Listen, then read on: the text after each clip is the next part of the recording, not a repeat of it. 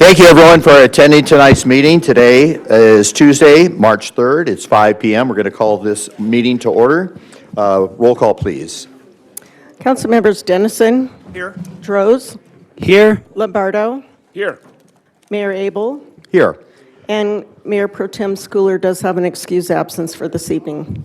All right. We'll be having our Pledge of Allegiance followed by our invocation. Tonight's invocation is Logan Smith from Calvary Bible Institute.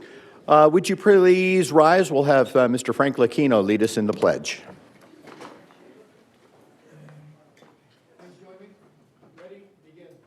I pledge allegiance to the flag of the United States of America and to the republic for which it stands, one nation, under God, indivisible, with liberty and justice for all.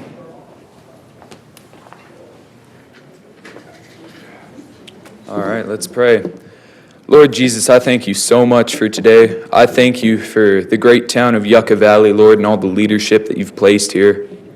Lord, thank you for this state and thank you for our country.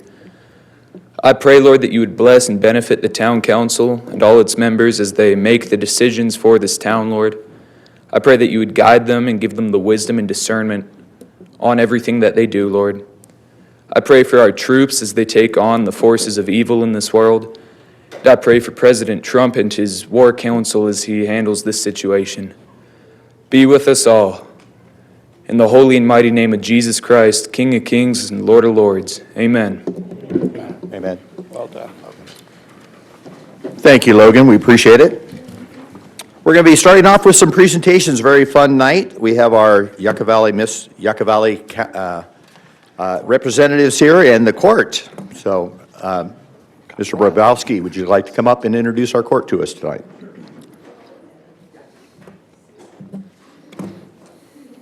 As always, council members, staff, thank you very much for having the girls here tonight. My name is John Bobrowski. I represent Sunset Rotary, and Sunset Rotary is the program of which the Miss Yucca Valley program runs through. So at this time, I'd like to introduce our 2026 Miss Yucca Valley, and I'll let her introduce herself. Thank you. Good evening, everyone.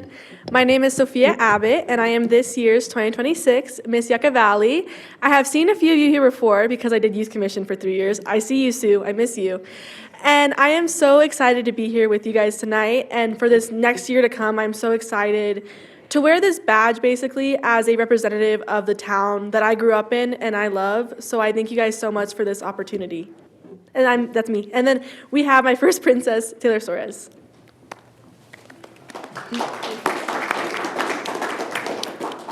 Good evening, everyone. My name is Taylor Suarez. I'm your first princess this year. And I would just like to say what a blessing it is to have this opportunity to further serve my community. I love my court and I love this program, and I'm so excited that we were able to put it on this year and for further years to come. And to my second princess, Kylie Gibbs, thank you. Hi, I'm Kylie Gibbs. I'm Miss Yucca Valley's second princess this year. It is truly such an honor and privilege to be standing here and having this opportunity to inspire the next set of young women and to serve this town and to advocate for what I believe in. Thank you so much. Good evening, everybody. My name is Haley Regenball, and I'm so incredibly grateful to be crowned the third princess of Miss Yucca Valley. Along with my beautiful court, I am so incredibly blessed to be able to serve our community for these next 12 months. Thank you. John, could you come back up to the lectern real quick? So, first of all, congratulations to our court. You were amazing, very, very incredibly impressive. I was at the Miss Yucca Valley pageant, which I have been for several years, and again, just the quality of young people, these young ladies getting an opportunity to visit with mentors, other female entrepreneurs or business people or people that make things happen in the community. And then also, I wanted to ask you, John, the commitment that these young ladies are making in the courts before it's not just a one-year reign, it goes beyond that, right? So how much time before the selection and then how much time after their 1 year is up will they spend here in Yucca Valley? Terrific. Thank you for asking. So the program, they start as junior girls in September. So within the first 2 weeks of starting school, we start the program. It then goes 5 months. Then there is a pageant, which is sort of the final exam, you'd say, because there's multiple testing and different things of judging prior to that, but then the pageant is the final exam, normally the first 2 weeks of February.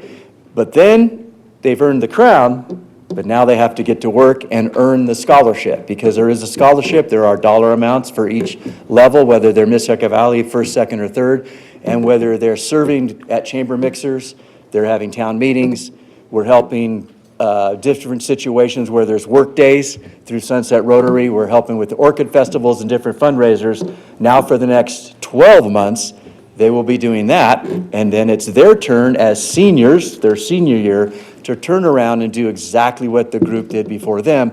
They now mentor and teach the next set of juniors next September. And so it's 17 months of a commitment. Well, that's quite a commitment, so congratulations.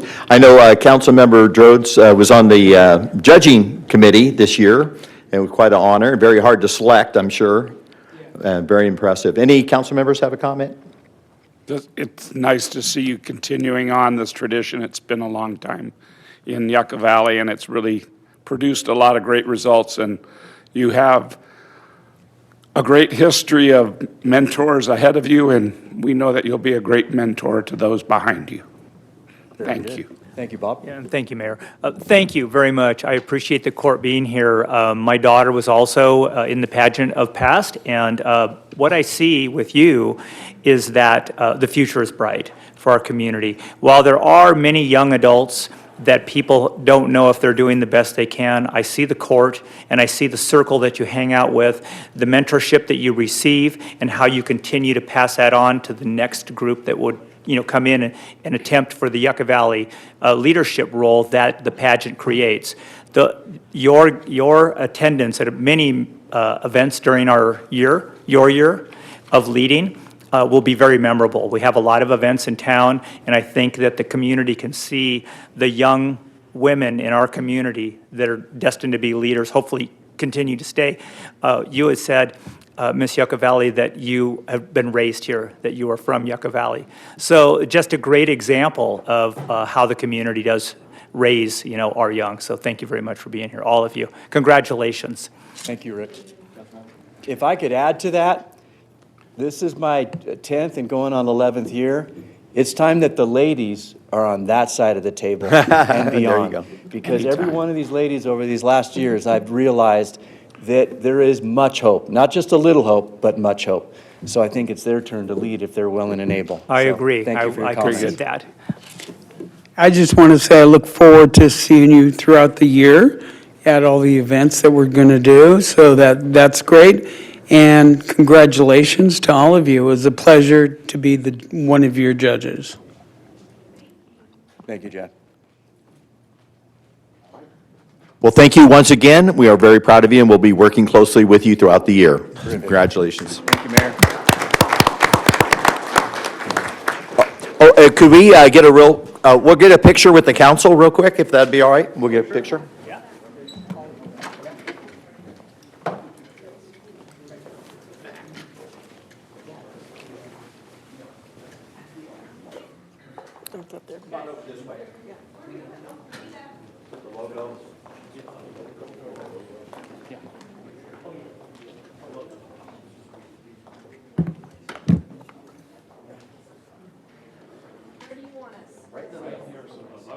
Yeah, we got the logo there.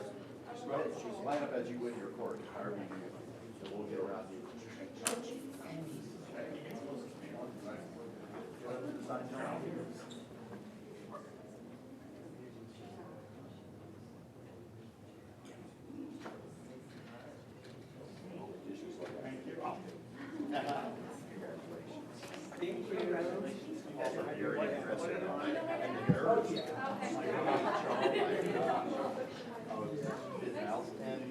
I failed too soon. Congratulations. It was in 20, no, maybe 2009, something along. Hello, how are you, Deborah?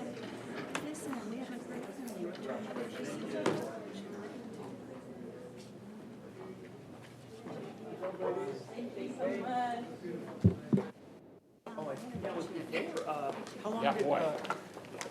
My daughter graduated in 2011, So, yeah, that was. so, yeah. Started in All right, well, thank you again and congratulations. We're going to move on to the approval of tonight's agenda. Do we have a motion? Mayor, I'd like to go ahead and move the agenda as submitted. And I will second. I have a motion and a second. Roll call, please. Councilmembers Dennison, Dennison, yes. Droz, Yes. Lombardo, yes. and Mayor Abel. Yes. Our next item, consent agenda. All items listed on the consent agenda are routine matters, formal documents covering previous town council instruction. Items are enacted by one motion and a second without separate discussion unless a member of the town council or town staff requests dialogue on a specific item at the beginning of the meeting. Requests for public comments on a consent agenda item should be filled out with the town clerk. Madam Clerk, do we have anyone wanting to make a comment about the consent agenda? Not for the consent agenda. All right. Do we have anyone wanting to pull an item or make a motion? No, Mayor, I'll move items 2 and 3 of the agenda for consent approval. I'll second. We have a motion and a second. Roll call. Councilmembers Dennison, Yes. Droz, Yes. Lombardo, Yes. and Mayor Abel. Yes. All right, we're moving right along to department reports. Number 5, Revenue Measure Oversight Commission appointments. Good evening, Mayor and Council. So this next item here is for the appointment of 2 appointments to our Revenue Measure Oversight Commission. So we had 2 vacancies that came up last in 2025, and we did do an outreach, received several applicants. We're excited on the applicant pool that came in this time. So at this time, I'd like to just turn this back over for any nominations that council members may have. And Mayor, I believe we do have some members here if they would like to speak. Absolutely. If there's anyone that, how would you like to call them up, madam? The ones that were here applying? The applicants? They're listed in your agenda packet. I just go down the same order that they're listed, Mayor. That would be appropriate. So the first one would be Miss Damas, Beth Damas. Okay. Thank you. Do we have any of our Revenue Measure Oversight applicants? Would you like to come up and say hello?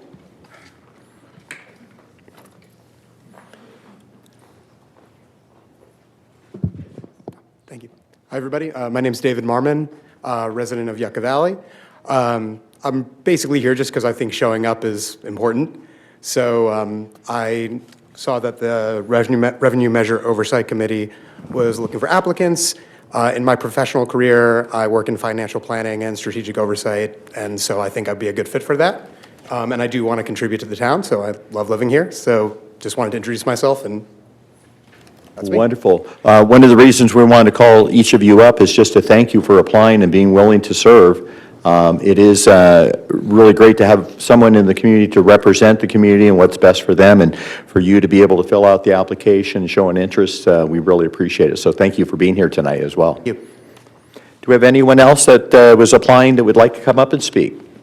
Just come up and introduce yourself. All right.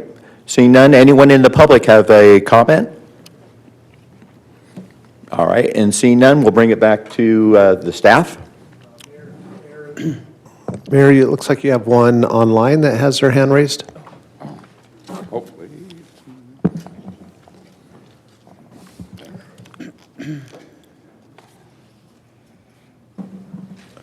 Audiovisual team, will you introduce who's online or allow them to speak? Eric Leonard, I have asked you to unmute. Hello, can you hear me? Yes, go right ahead. Thank you for being here tonight. Yes, sorry I'm not there in person, but good evening, Mayor and Council. My name is Eric Leonard. Most of you have known me over the years. I just wanted to express my interest. I have, applied for multiple commissions in the past, and I'm excited about the Revenue Oversight Commission as well. I think Measure Y and Z are super important for our community. So I look forward to the opportunity to serve in that capacity. So thank you so much. Well, thank you for your interest in serving the community, and we appreciate you being with us virtually tonight. That's very important, so thank you. Mayor, the only other comments from staff are staff reached out to all 5 applicants to affirm interest in the position, and all 5 indicated that they were continuing to be interested in the appointment. Excellent. All right, we'll bring it back to our council. Any council member comments on the applicants? We need to select 2. I'm in favor of Eric Lenert. I've interacted with him on several occasions, find him to be a creative thinker and a dedicated person to our community. I think his concept of public service is commendable, and I think he is going to be well qualified to do this, although it's not in his exact strong point. He's more of a city planner type, but I think with his education, he'll be a good fit for this, and it'll be a good way to introduce his talents to our community. All right, do you have any other recommendation? I do. I also, let's see here, it was, We can come back to you as well. yeah, it was Beth Damus, I believe. She has, Beth Damus? yes, Okay. I believe she has experience in, gosh, what am I thinking? Yeah, she did In, show technical yeah. knowledge for... Technical knowledge, it's more in her ballywicket. She's a money handler. I'm also kind of impressed with the fact that David showed up, so I know I'm only supposed to pick 2, and I'd probably pick the 2 that showed. So Very there good. we go. Councilmember Rhodes? Yes, I'd like to say, first, I've seen Eric around a lot. He's involved in the community. He was involved in the water district on one of their boards. Eric has done a lot, and he's been trying to get involved in the community quite a bit. And he's even shown up at Basin Transit meetings, Morongo Basin Transit Authority, Basin Transit, and just watching and seeing what's going on. So I definitely recommend Eric. And everybody else, it's really tough, and I was unsure, but David showed up, and I think that's important. So my choice would be Eric and David. All right. Dennison, Councilmember Dennison? So far, I'm in agreement with Councilmember Lombardo Andros. There's quite, there's a very good listing of people here that are interested in this position. And one of the things I'm looking for is certainly a finance background and understanding of that. But a few of them also have an engineering understanding too. And have also had a desire in the Planning Commission. You'll see that checked along on some of the other applications. The reason for that is that Measure Y and Z are directly related to the projects that we do, whether the projects are public safety, infrastructure, or certainly the quality of life programs that we do at all levels. So I do like to see the multifaceted ones, and but so far I think that the other council members have made good recommendations. All right, and I agree, a lot of great applicants. It's hard just to select 2. I did like the application and the experience that Beth Damus, as you mentioned, brought to the table, and very impressed with Eric's involvement and so forth. So those 2 would be the 2 that stand out most to me, Beth and Eric. But I'll entertain a motion. And should we do it one by one, or can we select 2 with one motion? You can do both. You can do both. Okay. Do we have I'll make a motion that we appoint Beth Damus and Eric Leonard as our representatives on the Oversight Commission. Is there a second? Mayor Dennison will second. I have a motion and a second. Any further discussion? Okay. Roll call, please. Councilmembers Dennison, Dennison, yes. Droz, Lombardo, Yes. and Mayor Abel. Yes. Congratulations. Thank you again for being here and for all those that applied. Appreciate it. All Can I right. say one thing? Yes, go right ahead. Please, if you applied and were not selected, please don't don't give up on this idea. Our community needs your service, and maybe some other fashion is more appropriate. But we do like you to be involved, so please stay interested. Thank you. Thank you. And it is a volunteer position, so it's very impressive that that many people want to serve. All right, we'll move on to item number 6, town sponsorship for the Wolf Walk. Staff report, please. Good evening, Mayor and Council. This is the town sponsorship of the 2026 Morongo Basin Humane Society Joshua Tree No-Kill Shelter Woof Walk fundraising event on May 9th.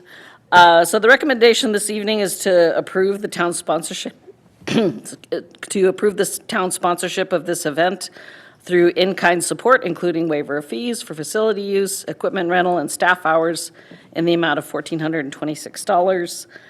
Prior town council action, the town council sponsored this event in 2025 when it initially moved to Essig Park.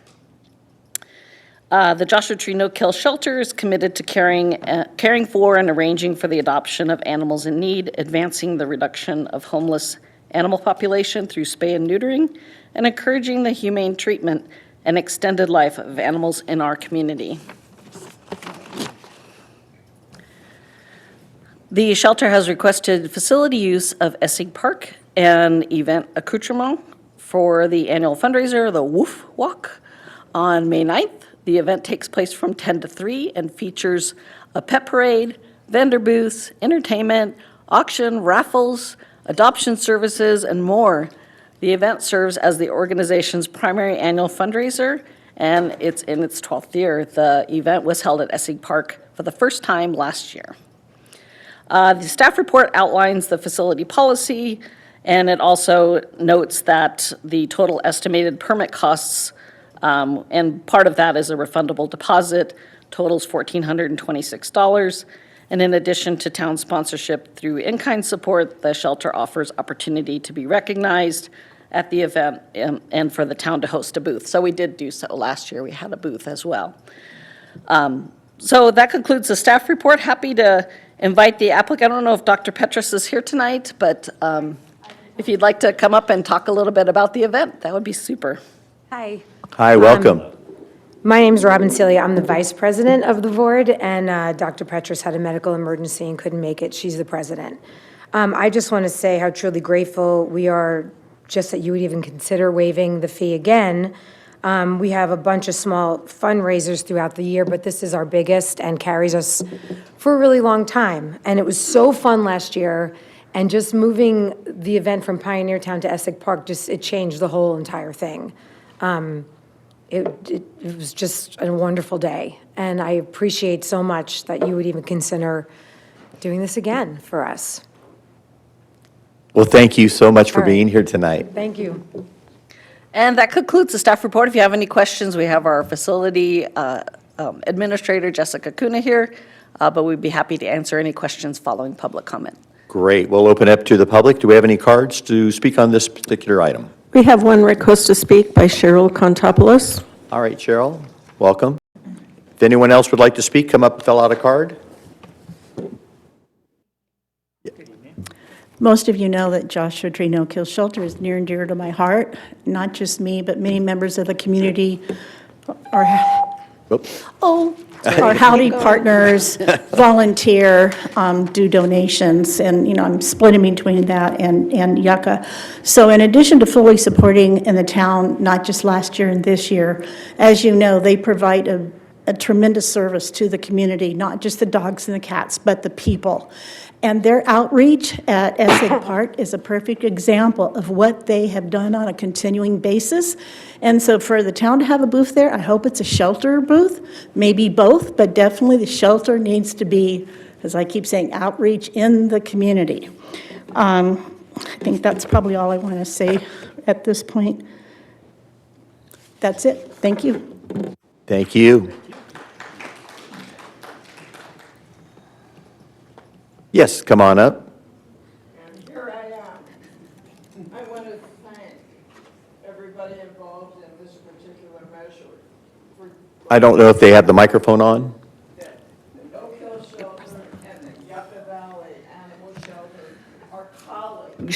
They're colleagues and not competitors.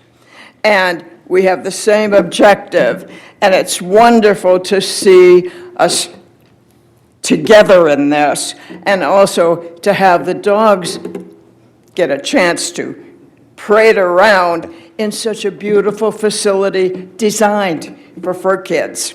So thank you all who are involved in this. It's a great measure, and it's not much money. Thank you.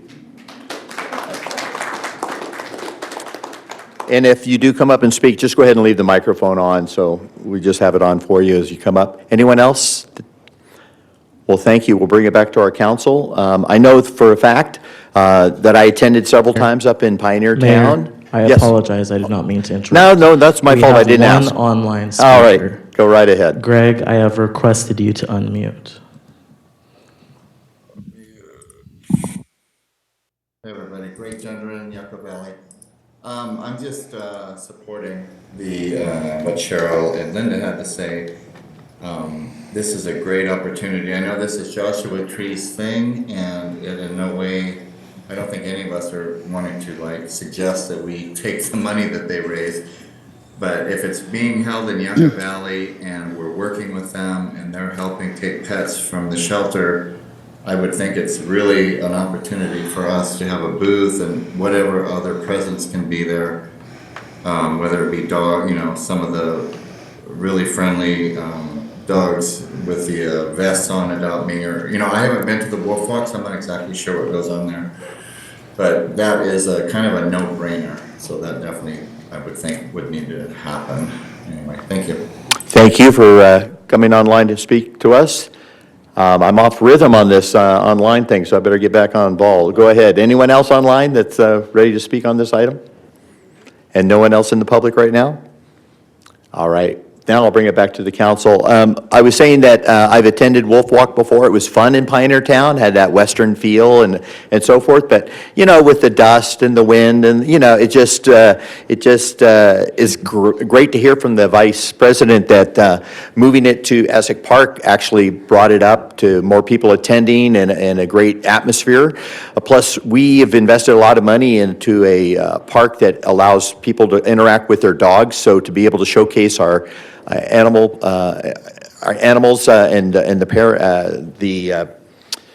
participants in our dog park is a great way to feature that as well. And for us to be able to waive the fees is adding $1,400 to a great cause, which we all support. So, yeah, as the speaker was speaking earlier, Greg, that it's a community event. It's helping us with our shelter as well, and I agree, having a presence, which we've had before at the shelter, at the event, helps people know about adoption, answer questions, especially now we have brand new programming with the free chip services for chip identification for your dogs, as well as only a $5 fee for county residents, low-cost spay and neutering programs, all those things that benefit dog owners we can help showcase at an event. So I think it's a great idea to have it, and we're glad that you're going to continue.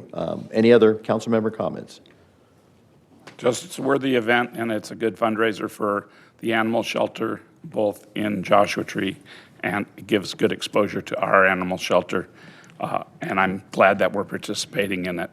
It's always been a fun event. Councilmember Trodes? I think it's great. We're working so well together now with the, not that we haven't, but with the no-kill shelter. And I've been to several wolf walks, and up in Pioneer Town. And last year, it was really great at Essex Park. There were a lot of people there. It was well organized. It was a lot of fun. So I look forward to it again. And I want to say, I think Robin will know what I'm talking about when I say it's a great way to spread the mojo. So, yeah, we all need more mojo, right? So anyway, yeah, I'm totally in favor of this. I'm glad we can all help and work together. Thank you. Yeah, this is something that I really had a great time at last year. My dogs OG and Bisco attended. I'll tell you, we've already marked it on the calendar way early. We scratched the M out and put a K in front of it, so it's K9. It's really easy to remember the date. So put that on your calendars, mark it down, get there early. It's a lot of fun. It's a great opportunity for our dogs to go out and introduce them to new people. And I think that kind of day is always fun. Everyone got along really well last year. There was a buzz in the air. I think all the different vendors there was just a lot of love for our pets. And I know that it's going to be even better this year. I had made a few suggestions since that time for the event, and I think they'll be well received. They're all simple, but most of all, participate. It is a very open and welcome event, so if you have pets that are maybe a little socially kind of hesitant, there's a dog park area there for small dogs, for big dogs. They can come, they can test the waters, and if they want, they can walk the park on lead and do a few laps around the park area on the sidewalk. So it's a really good event. I am very much in favor of this thing, and we want to keep going. This is something that will turn into a great event for many years to come. Thank you. I'd like to make a motion that we approve the waiver of the fee. Mayor Dennison will second. Motion is second. I'll call for the roll. Councilmembers Dennison, Yes. Droz, Yes. Lombardo, Yes. and Mayor Abel. Yes. All right, thank you. We'll move on to Senior Center Facility Reopening Update. Right. Yes, Looking Mayor. forward to this. Mayor and Council, yes, this is, the recommendation for this item is just to receive and file, but we wanted to give you a little snapshot of reopening at the senior center. So of course, you know that we've been running nearly 100% of our senior programs at this temporary location up at the former library and in the community center for about the past year. So the senior center, the offices were relocated. We're still running the FSA congregate lunch service, and a shout out to FSA because they've been hauling those lunches across the parking lot every day of the week, every weekday to feed the seniors. So shout out to them for such a huge effort. It's really, really great.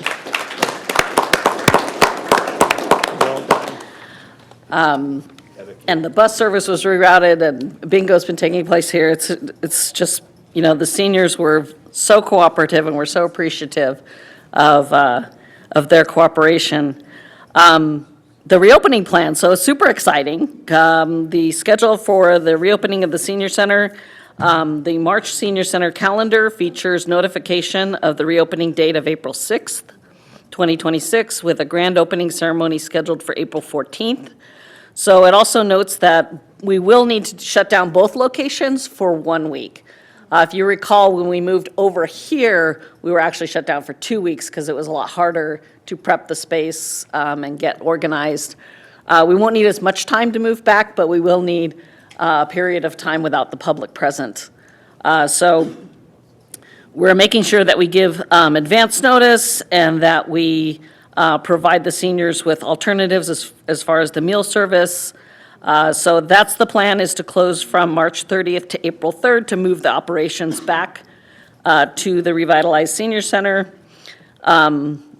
So all programming, including the meal service, will be paused during the closure, and we'll reroute the seniors to the Joshua Tree hot lunch service. And the revitalized senior center will open April 6th. So we'll have regular programming on April 6th. We'll have like a little welcome back for the seniors, but I consider it kind of a soft opening.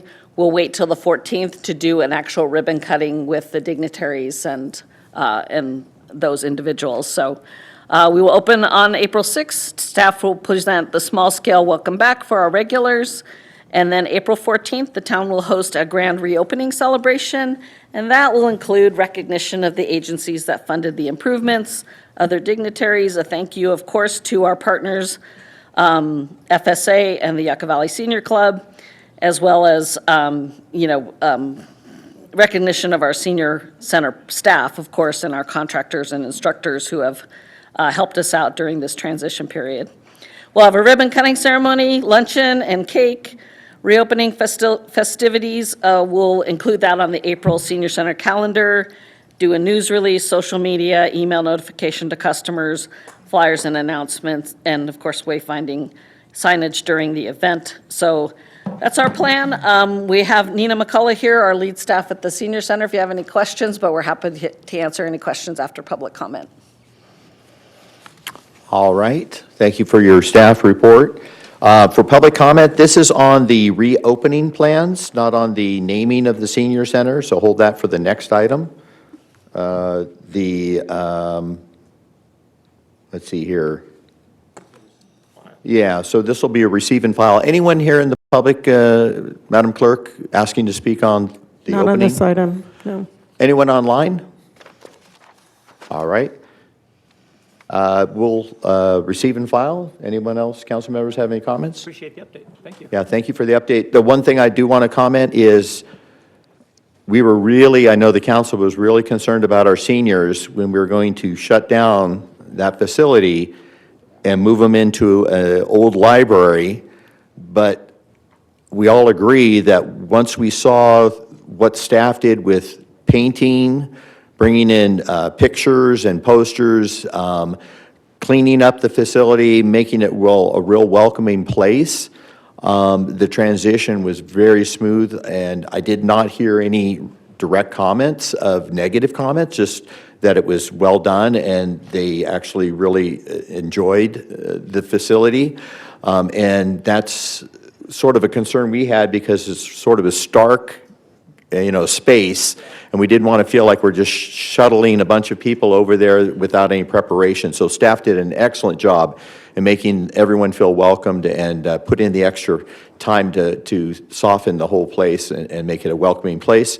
The other thing is bingo being down here because it just couldn't be held in the same facility. A little bit of travel between the two, which isn't ideal, but I've been told by staff that once we reopen the facility, bingo will be held in the same building. They're not going to have to come back down to this room for bingo. Is that correct? Well, that's open for discussion. We're going to meet with the senior club.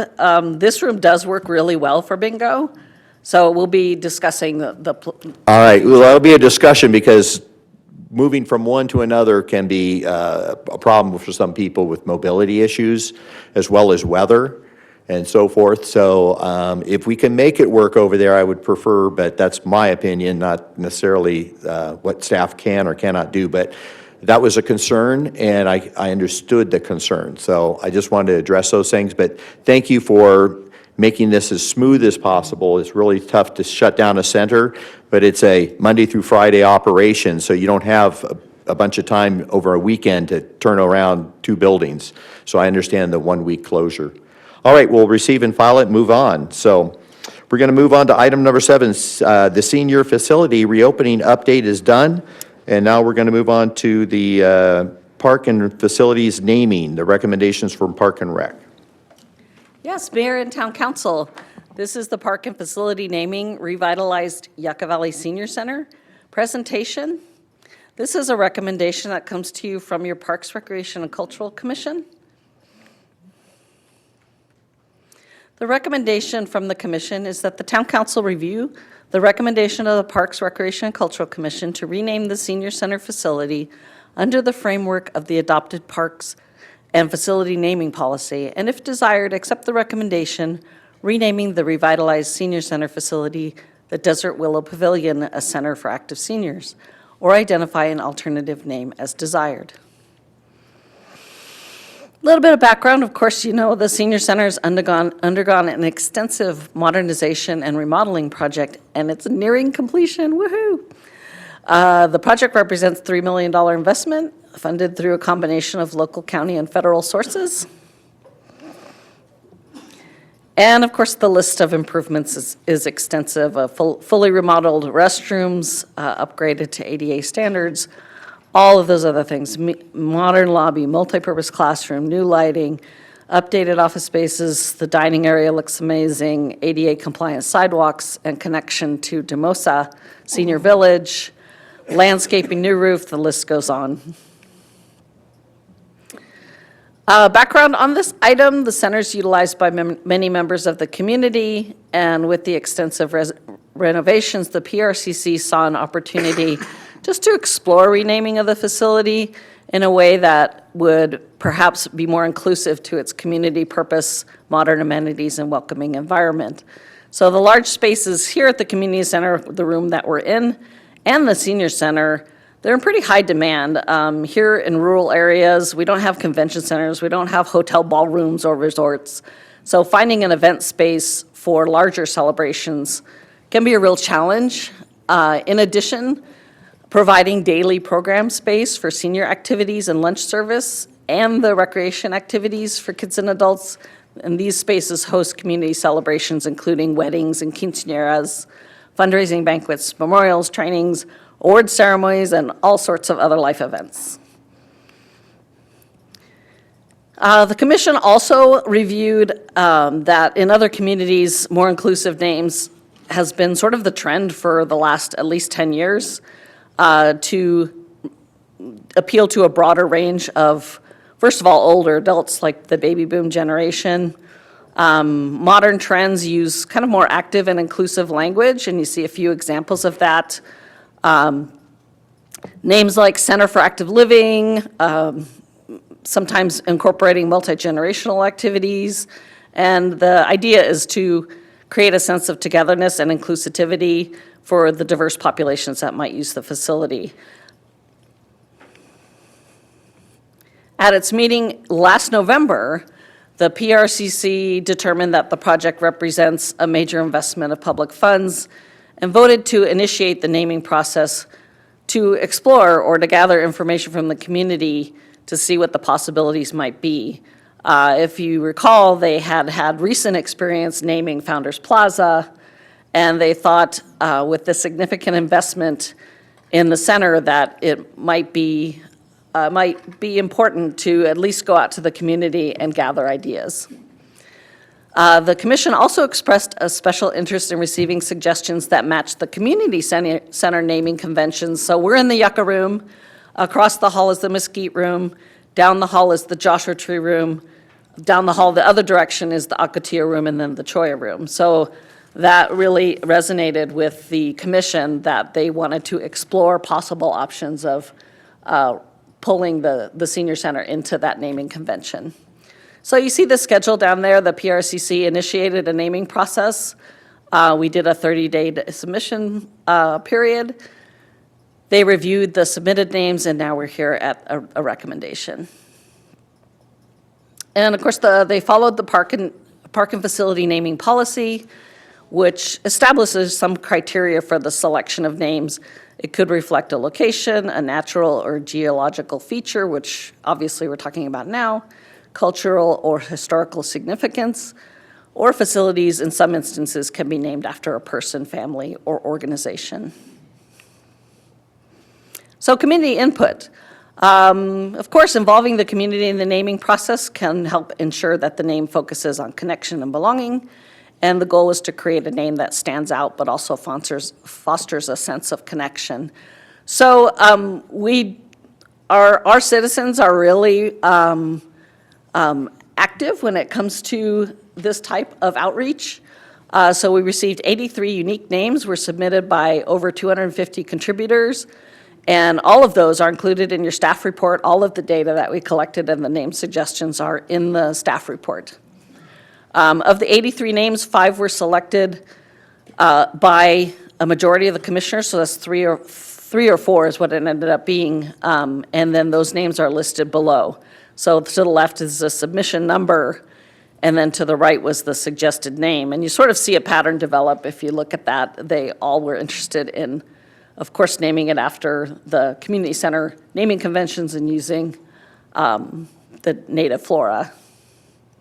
So those were the popular names that many of the commissioners selected. After discussion, public comment, and consideration of the policy, the commission found that the facility serves as a multi-purpose, multi-generational center, serving as the hub of senior services, as well as hosting a variety of activities for all ages as part of the community center complex. And in accordance with the policy, the facility should be named for a natural feature. They chose the desert willow to celebrate the community's unique desert environment. and continue the community center naming traditions. That the name should include the subtitle, a center for active seniors that reflects the importance of the senior services contained therein. A motion was made by the Vice Chair Roush to name the facility Desert Willow Pavilion, a center for active seniors, and to direct staff to forward the recommendation to the Town Council. Was seconded by Commissioner Ripley, and the motion was unanimously passed.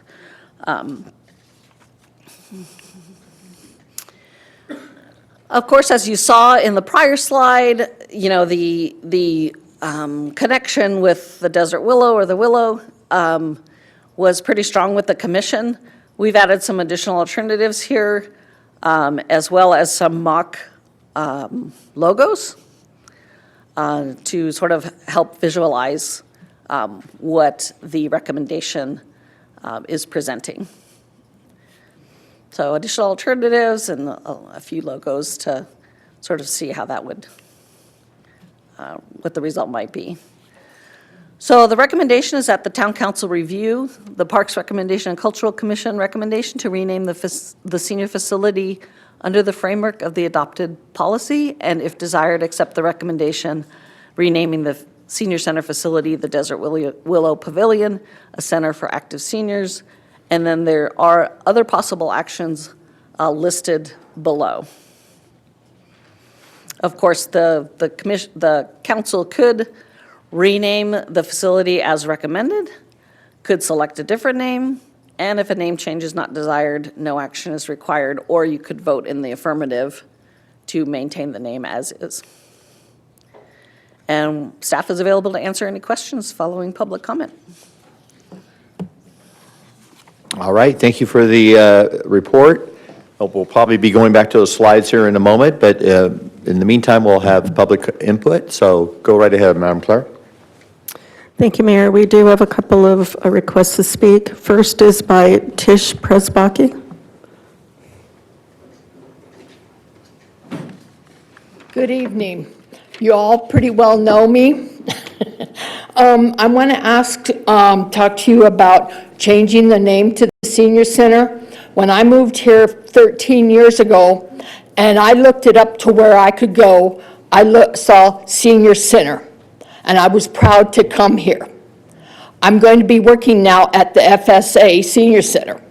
I tell the community when I talk to them that to go to the Senior Center for lunches. I talk to many seniors, and I want to keep that name straight so people in the community would know where it is. And the word paradise does not really fit. That's an outdoor, open environment. I think maybe we should go out and talk to the community themselves. Maybe have some of the seniors go out and get the community's input on this. I am proud to be a senior here at the Senior Center. My husband and I have been coming here, like I said, for 13 years. I volunteer for the community, for the Senior Center. I do a lot for them, and I want to be proud to say I'm a member of the Senior Center. We've been here since 1982, and I'd like to continue that for the years. I thank you for listening to me. If you have any questions, please feel free to ask. Thank you. Have a good evening. Next, we have Jerome Mann.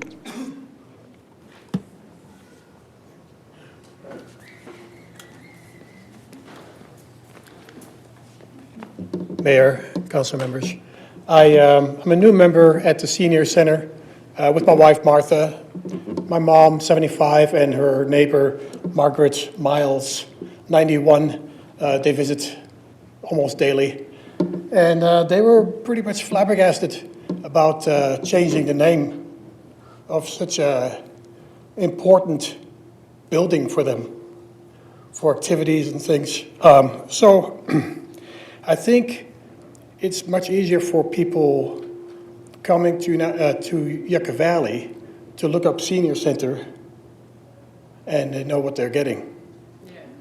Okay? So that's, that's what I wanted to pass for my mom and her neighbor. They said, please represent us, and that's what I'm doing. Thank you. Thank you. Those are all the cards I have. All right. Do we have anyone online? All right. Well, thank you for your input. We'll bring it back to our council. First of all, reminding us of the main purpose of the building is the senior center, senior services. That's a very important detail. So I appreciate that. I do agree, the pavilion doesn't give me, not the best describer of the center. So pavilion, I wasn't that keen on. I also want to rest assure you that whatever the naming might be of the senior center will always be categorized under senior center in any of our catalogs and directories.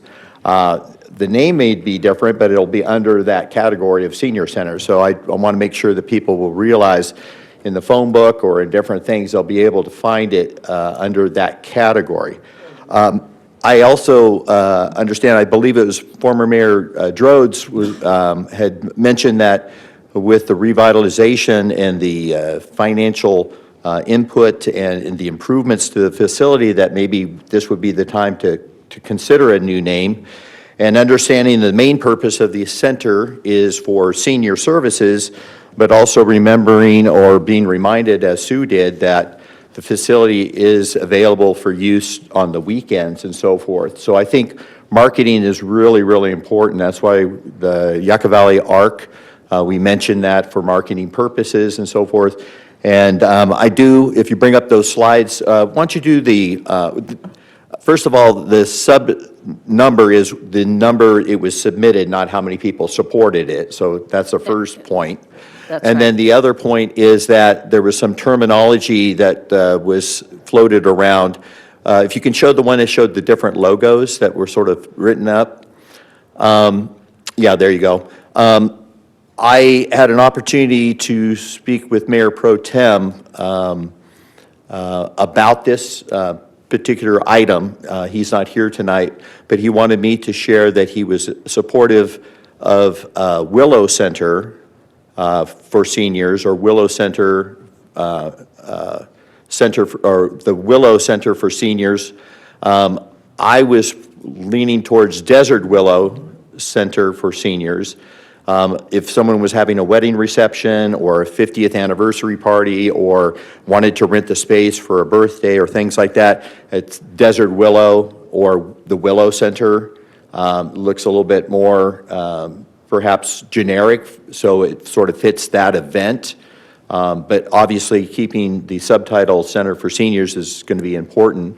I didn't know what the feedback was. There was one that mentioned for active living or for active seniors. So I like the idea for active seniors or for active living. But I could go either with Desert Willow Center or Willow Center. And the Mayor Pro Tem thought the shorter the name, the better. But I do like the idea that it's tied in with our Mesquite Room, our Yucca rooms, all the theme for our entire complex. Because as we remodel this, we want to keep those themes together. So I'm in favor of renaming it, but having the subtitle, making sure it's either for active living or for active seniors. Any other input?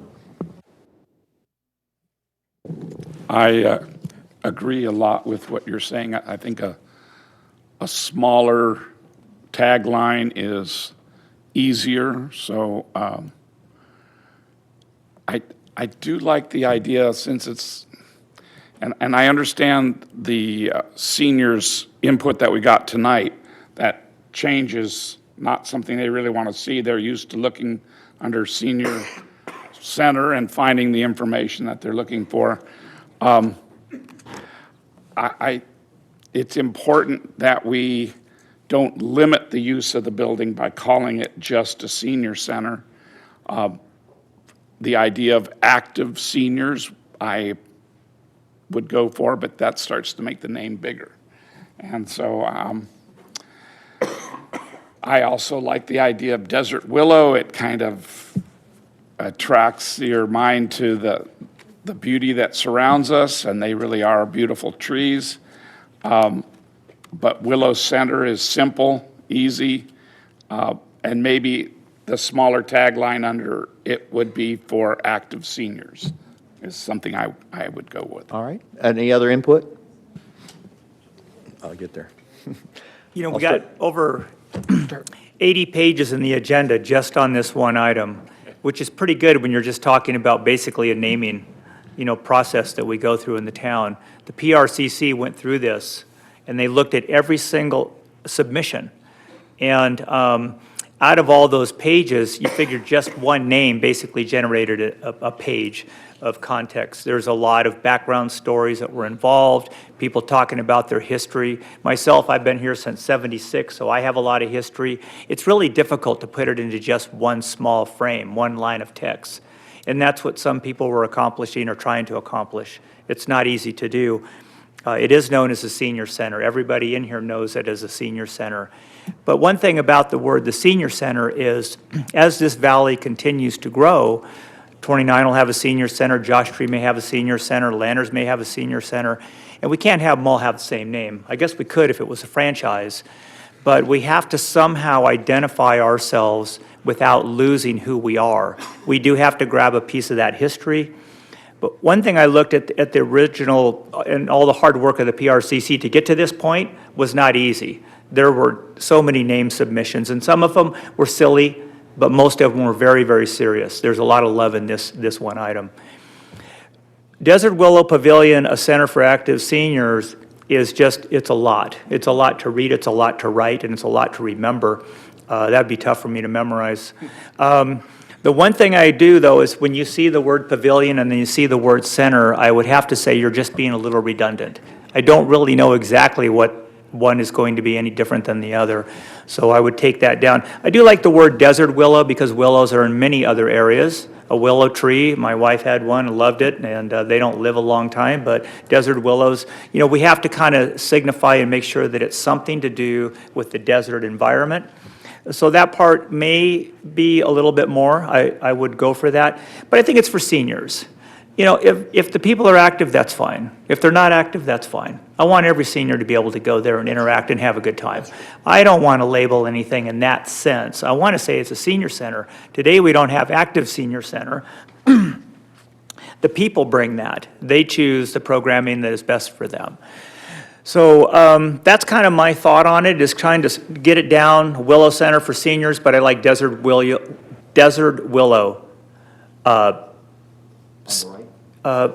So, yeah, on the right, the Desert Willow Center for seniors is just a little bit easier. I hate to make it too short. I love the word desert to signify. I'm not too good on the picture. Picture says 1,000 words, but that doesn't look like a desert willow to me, really. I mean, maybe somehow. Maybe it's a blossom. But anyway, huh? Just a mock-up. Yeah, no, I mean, it's a great start, but my biggest thing is what I said. I really wanted easy to say, we are going to learn it as Desert Willow Center. That's what people are going to say, but I don't think it needs to be redundant in there. And it is for all seniors. Irregardless of what their capacity is to participate, just being there is awesome. That's my thought. Thank you. Thank you. Councilmember Drodes. Okay, I want to say, I know you mentioned about being in the, people looking it up in the phone book and stuff like that, but also when you look, if you were to look it up on Google, say, or on the internet, Yahoo or Google, and you typed in Yucca Valley Senior Center, whatever it's named, it will go to the Yucca Valley Senior Center. Yeah. So it doesn't matter what it's named. If you type in on a search, it will go to our senior center. Now, I do want to mention, I agree with Councilmember Dennison. Desert willow, I think, is appropriate. Willow is too vague. There are a lot of willow trees around the country, and some of them suck up a lot of water, and they live on the edge of, what do you call it, ponds or whatever. And desert willow is like a survivor. It lives in the desert, its roots go deep. And so I think there's a big difference there between saying willow and desert willow. So I really like desert willow. However we use it, Desert Willow. And I'm open to any other interpretation after that, but it could be something as simple as Desert Willow Senior Center. Or if you want to make it a little longer, Desert Willow Senior and Social Center, if you want to add something beyond Senior Center. It could be something that simple. I know there were a lot of submissions about using Mara's name, but I don't think that would be appropriate. That kind of it associates us with the Oasis of Mara and 29 Palms, but I would suggest maybe naming a room in there after her, maybe the lunchroom, and maybe have a plaque up there and call it Mara's whatever, call it something like that. So name a room after her. But I just think Desert Willow is really important. I can't stress that enough. One of the things I just saw up there was Active Adult Center. So it could be Desert Willow Active Adult Center or whatever you want after that. But Desert Willow is really important to me, and I want to keep Desert Willow. I don't know if we're going to decide tonight or have to come back, but No, I think we'll be able to make a decision, but thank you. I think we have consensus, if you correct me if I'm wrong, but we like the Desert Willow. I think you're right. When you says willow, that's not indicative to our desert specifically. So Desert Willow, and trying to keep it short so that it's redundant. Desert Willow Center is redundant. So I like Councilmember Dennison's suggestion on Desert Willow Center for Seniors, and I like Dennison's also idea of we got to get a better mock-up for a Desert Willow than that one, but I do like that. So Guys aren't autistic. It's a do we good have any mock-up. other comments, or do you want to make a motion? Yes. I'd like to just make a comment. I like the graphics. I think it is a reasonable representation of a desert willow artistically, but it's a little too busy. I think they can rework it some and make it a little more simple and effective, but basically, I'm pretty pleased with that. All right. Well, Mayor, I'd go ahead and like to move the item as presented to be Desert Willow Center for Seniors, if you would be in agreement with that, and the rest of the council. I do believe staff has already said there could be a lot of room for working on examples of the artwork and the design Yeah. and the colors of So it's the signage. naming part that we're Even discussing. font, I'm kind of a font person too, but Just for illustrative purposes. right It's now, you're not for absolutely right. I approval, just yeah. look to want to shrink it down a little bit, make sure we identify it as a senior center. And we do in Center for Seniors, we're just kind of twisting it around. But Desert Willow is, I think, short and concise. All right, so a motion of I'd Desert. make that move. All right, so you have a motion for Desert Willow Center for Seniors. I'll second that. I'll second. Oh, go ahead. Go ahead. No, Lombardo, second. Mayor, if I might, just for clarification, you have two Desert Willow Center for Seniors. I just want to make sure that we're on the same page for, One are you on going to the right. allow it as Desert Willow Center for Seniors or the Desert Willow Center, and then the tagline for seniors? No, on the right-hand side, I believe Lower- it was Desert Willows. Lower right. The lower right, Center for Seniors. Yep. Okay. So motion by Dennison and a second by Lombardo. A roll call, please. Councilmembers Dennison, Yes. Droz, yes. Lombardo, Yes. and Mayor Abel. Yes. Thank you for everyone's input. We really appreciate it, and we hope you really love the inside. I got a tour the other day, and it's amazing. So the bathroom facilities themselves are such an improvement, but on top of that, you keep going further, it just gets better and better. All right, we're going to move on to our next Yucca Valley Park Public Art Planned Programs Review and Approval. All right.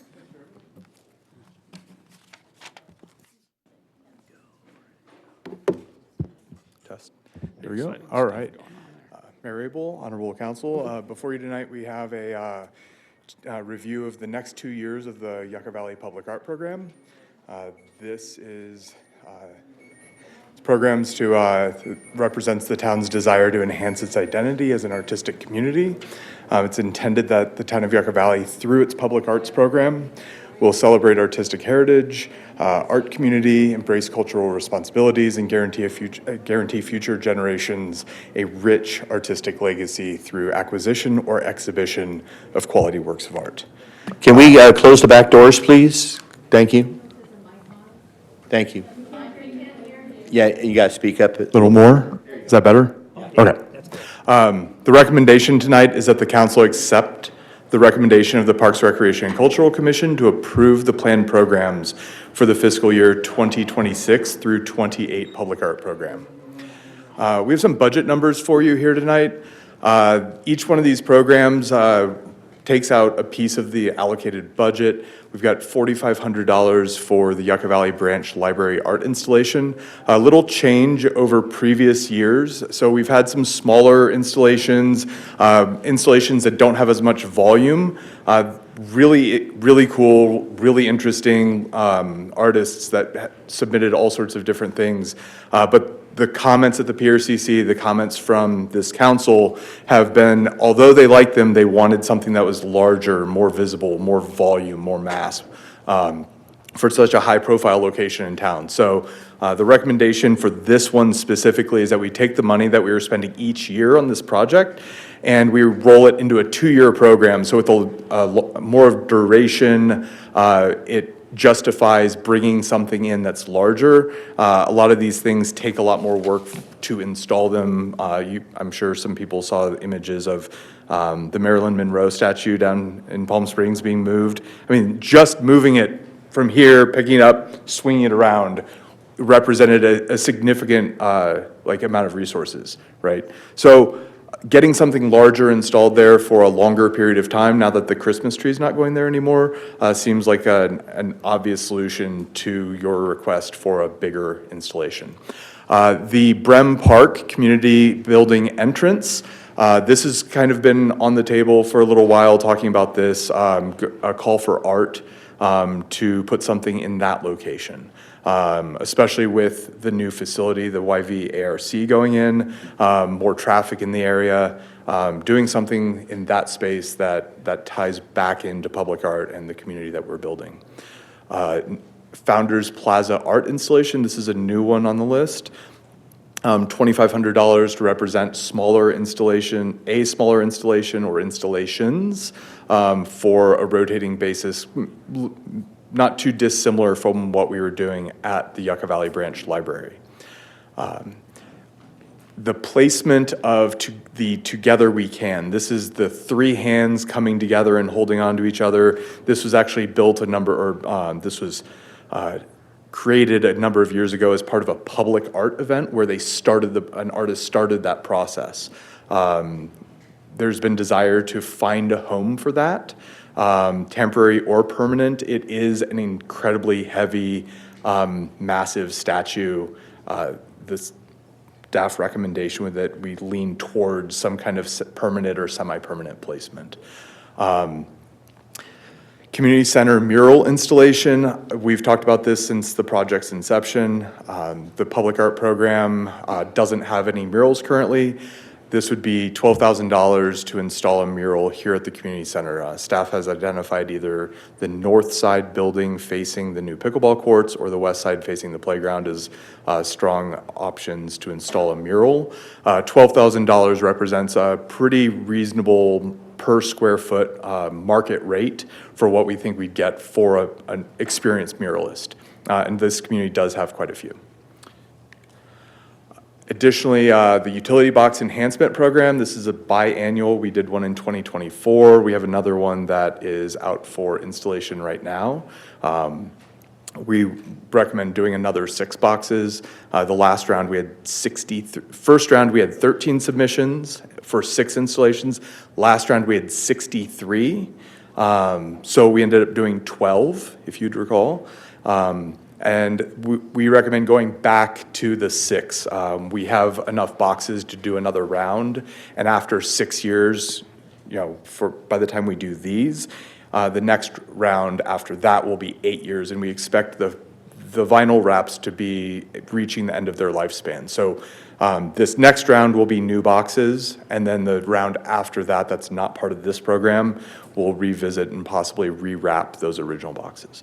Embedding art enhancements into existing programs. The Summer Music Festival, we got some great submissions last time. We ended up selecting 3 of them.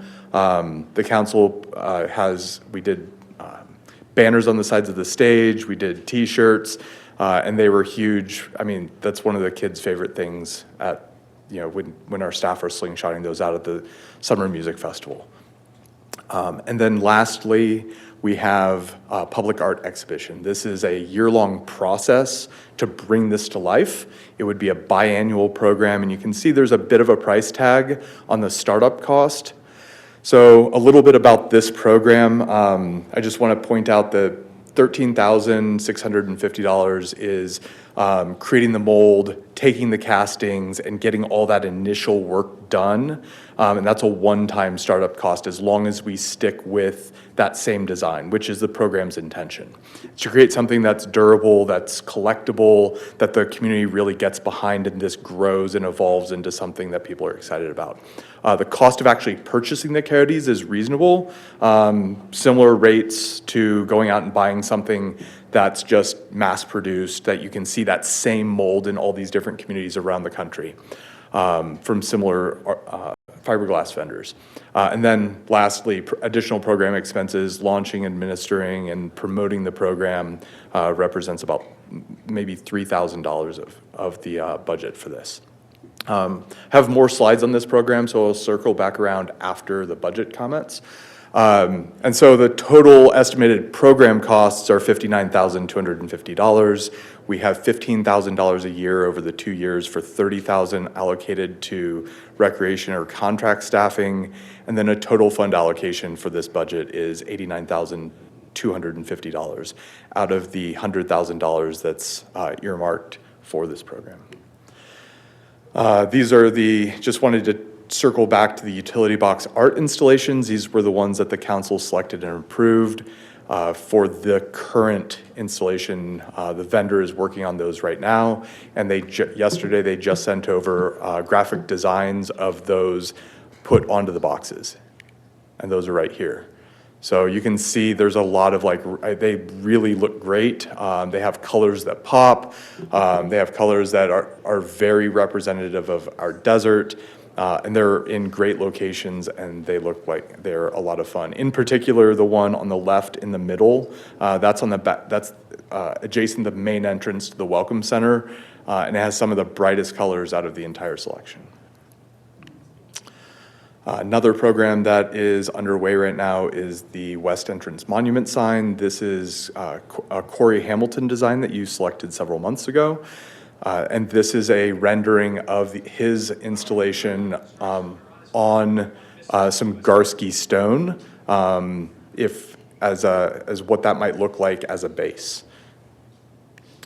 The hands, the large picture is the hands on the left, and the top is the installation at the Brem Building on Little League Drive, right on the cul-de-sac. And then our Welcome Center and some other locations that we've identified that we might want to put the hands. So just community center complex, town hall, senior center, Macris Park, Essig Park. The recommendation is that we put that somewhere on town property. Similar murals. The mural program, the artwork in most mural programs is representative of the culture and the community and the values where the mural is placed. So this is an opportunity for artists to contribute something that's really large scale, really grand, and enduring. Most murals last 10, 15, 20 years without any really significant upkeep. So back to the coyote call. Some bullet points here. This is a year-long process to get this launched. Ultimately, it is working with local artist Corey Hamilton. He has a design for our coyote. He would make the mold for it, and then it would get sent out to be cast in fiberglass. We would get those coyotes back, and then we would open a call for art. Artists would reply to the call for art to hand paint the coyotes. So they would submit something, an actual paper document of representing what that artwork would look like. So this is different from the utility box program where we opened it up, with vinyl wraps, If you're a graphic designer, if you're a photographer, if you paint, if you sketch, whatever your medium, you're really able to access that program. This is a little bit different. You have to be able to paint the coyote itself. We would give it to the artist for 2 to 4 months, depending on the timeline that we're working with. They would give it back, and then once that coyote's painted and back in our hands, we would work with local businesses through a $250 hosting sponsorship to get that placed at local businesses or partner agencies. And that would get the coyotes out. People would be able to see them. You can go to yucca-valley.publicart or .org/publicart. Look at our public art walk online and see the locations of all the coyotes, along with all the other artwork, utility boxes, murals, summer music festival, all of that.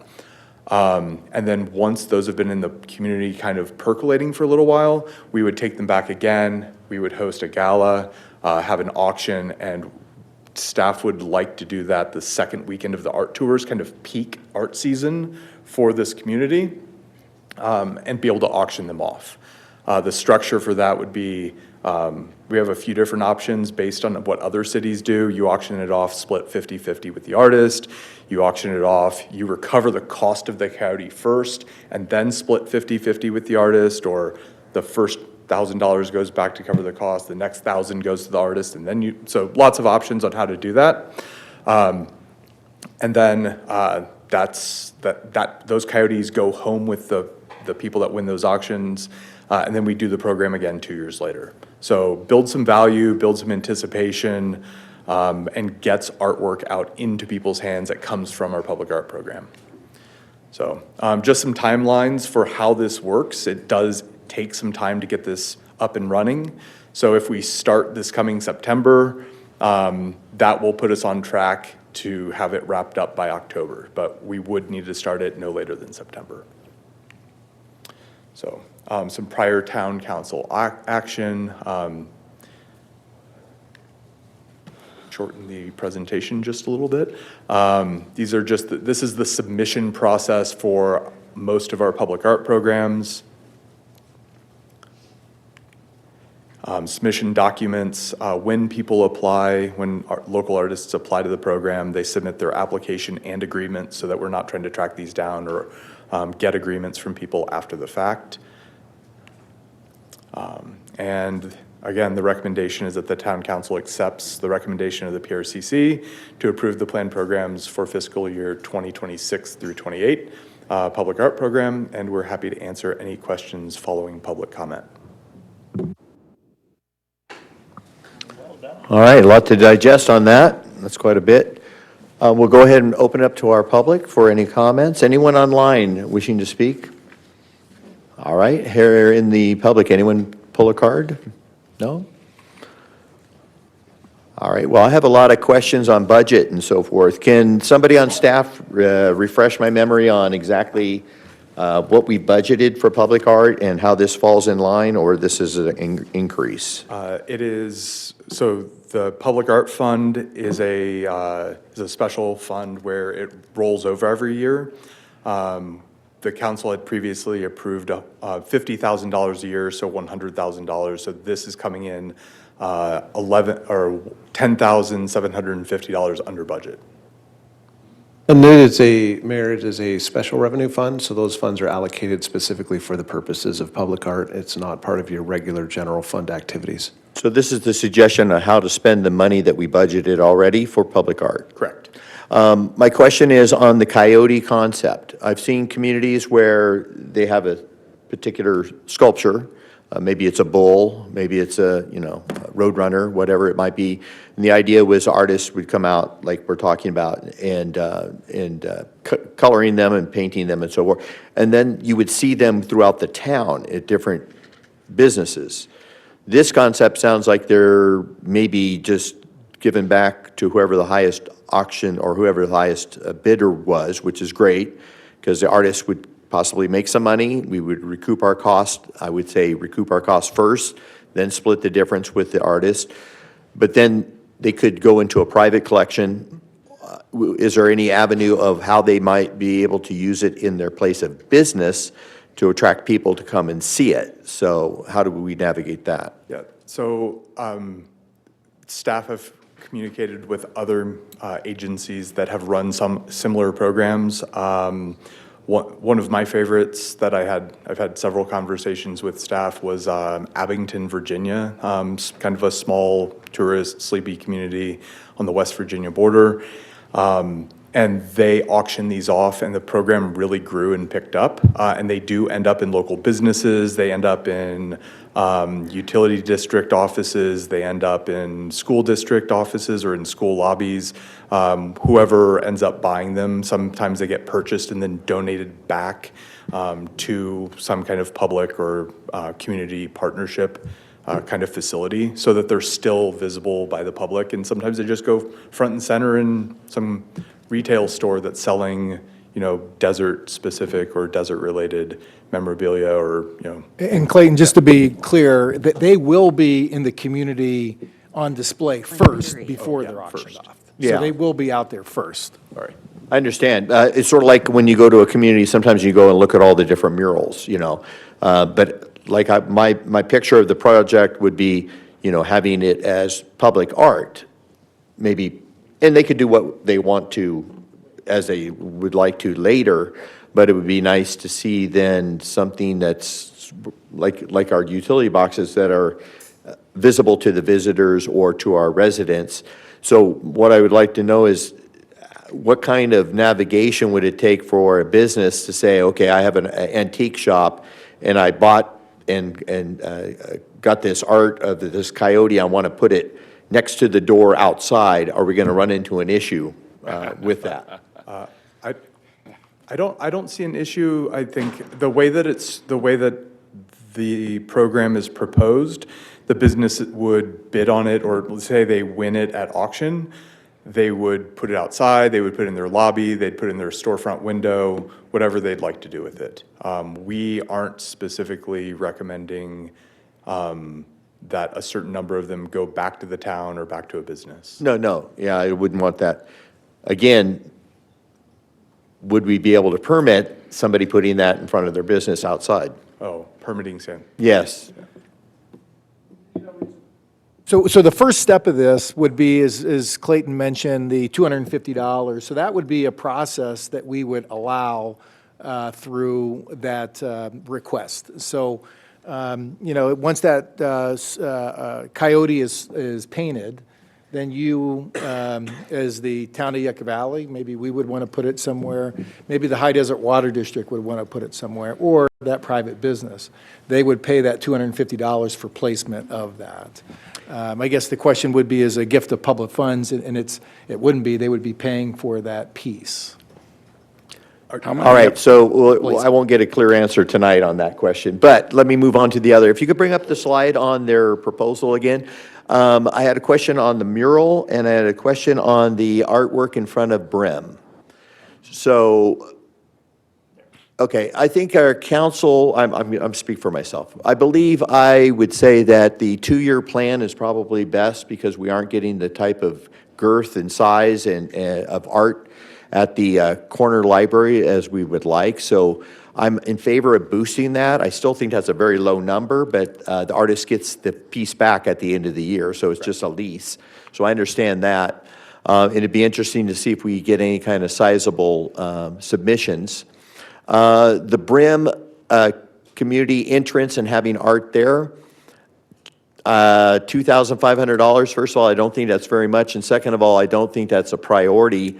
However, you're talking about the placement of hands together or together we can sculpture, which looks like a kid's handprints on it with the hands shaking, and we have the artwork. So I'd say scrap the $250 for the Brim and just move that particular piece to Brim because it sort of fits and it's pretty good size and it's pretty heavy duty, sturdy, and it looks like something you'd see in a children's play area. Myself. So I think that $250 could be spent somewhere else. The mural installation on the community center. And my understanding is we're going to be remodeling and repainting and redoing the entire community center here in the future. So why would we want to put a mural on the side of a building that's going to be demoed or changed? Community center? Here? this building? Is it saying a mural installation at the community center? So you're talking about a side of this building here? Yes, Yeah. this building. Go ahead, yeah. Yeah, the renovation to the town hall area is including the existing town hall and the old library, and with a little bit of extension to it. But not this building. The building, I believe, again, the proposal is mural is inside of that wall, inside, facing the pickleball court, correct? Yep, either the north wall or the west wall. Correct. All right, well, just my gut feeling is a mural there doesn't give me that much bang for the buck versus somewhere else in the community. Art spent somewhere else publicly instead of on the side of our building, $12,000, I don't particularly think that's as useful as funds that we could use maybe in our art project, or have it as a placemaker and let them use it again or repurpose. Again, I think the placement of the hands together is long overdue. Let's move it over to that Brim building and put it there, and that solves two issues right off the bat. And I'm not supportive of some of the other money being spent. I do like the idea of the public art on the library, and I think your mural box is the biggest home run we've had with public art to date. The concerts have been fun too. Shirts have sold, and it's been nice to have that. But the mural boxes, I think that pays dividends, and they haven't been vandalized, and it sure dresses up our community. So I'd like to see even more money for that than spent on a mural on the side of our building. That's just my 2 cents. I'm going to start on this side. Councilmember Rhodes, have you been kicking this around? I've been starting to the left, so now to the right. That's okay. Thank you, Clayton. I really appreciate it. I think everything is a great plan. As far as the mural at the community center, I guess it matters where it is. If it's a building that's going to be worked on quite a bit, is it going to, harm the mural? So that would be my only concern with that. And yeah, that's about it. I agree with Brem Park. That's a good place for the hands. So thank you for the presentation. Dennison? Thank you, Mayor. Yeah, Clayton, thank you very much for the presentation. That's a lot to digest. I will say one thing is that I think art, like music, are very important culturally for our community. The young, I mean, all of us when we were younger, we got excited when we finally got the 64-color set of Crayolas, and we just drew all over the place.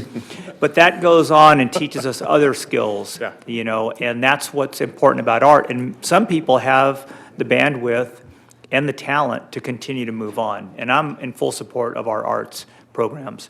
So with that being said, one of the things you talked about, which the coyote program was very cool. They show wolves in the presentation, but I know it's coyotes.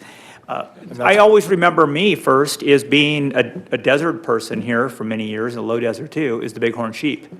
So the bighorn sheep are all over the valley in exactly the same kind of manner. So that was always exciting for me to see that, and I loved the contribution of the artists being displayed all over the community. So I think the ability, like the mayor was saying, it'd really be nice when we want to see it and not just to have it put in somewhere kind of hidden from public view. So some of the busier locations where people attend, I think it would be a fantastic place to keep it prime and keep it clean for later auctioning at a value that would benefit the artist, the community, and the program as it moves forward. So that's my thing. I think it's great. On the art display at the library, absolutely. I do believe now that the annual Christmas tree has been moved down to Founders Plaza, that it's totally appropriate to have more investment and a longer display, and something that maybe even has annually during that time, of course, at the time that it's placed, and maybe midway through, another opportunity to celebrate our artist community.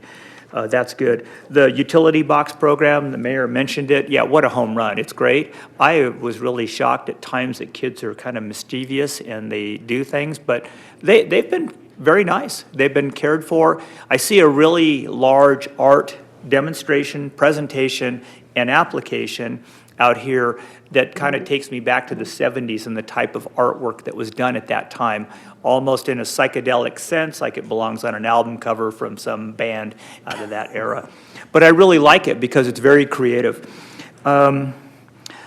So just the culture of all of it, and it applies really to the youth and the seniors.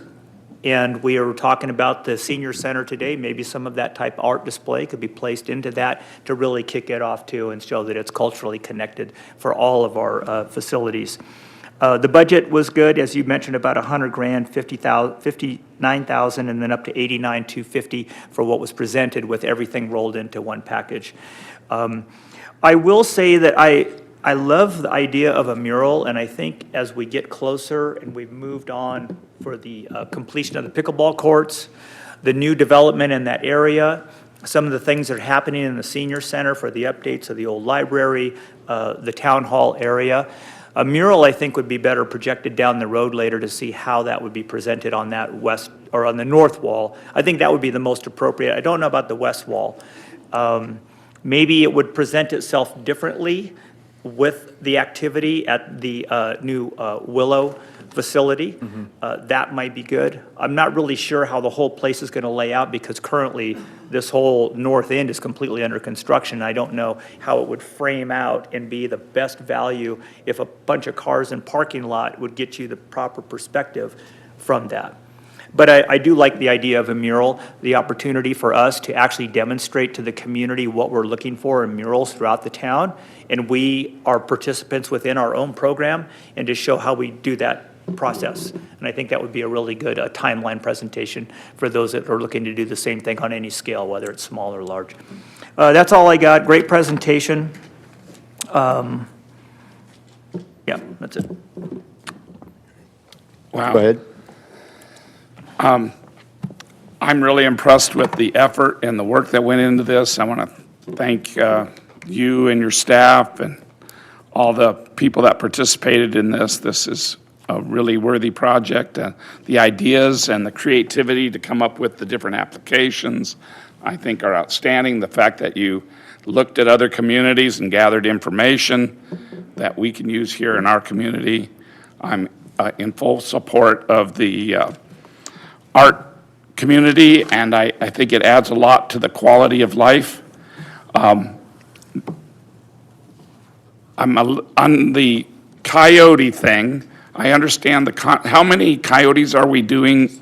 Is it each year, or is it? Every other year, we would do 6 coyotes. 6 coyotes every other year. And so they would be on display for a 2-year period, roughly? They would be on display for 3 to 4 months until October, and then they would be auctioned off, and they would be owned by members of the public. By whoever owned, okay, all right. One suggestion might be to alter the mold, so like a bighorn sheep was offered up, the idea of a road runner. We have black bears and we have mule deers in the area. So there's different natural subject matter that would lend itself to this. It's a really wonderful idea, and I've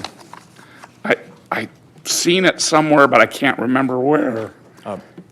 Palm Springs International Airport has a couple of the bighorn sheep on display down there. That is from true. one of their projects. I go through there all the time.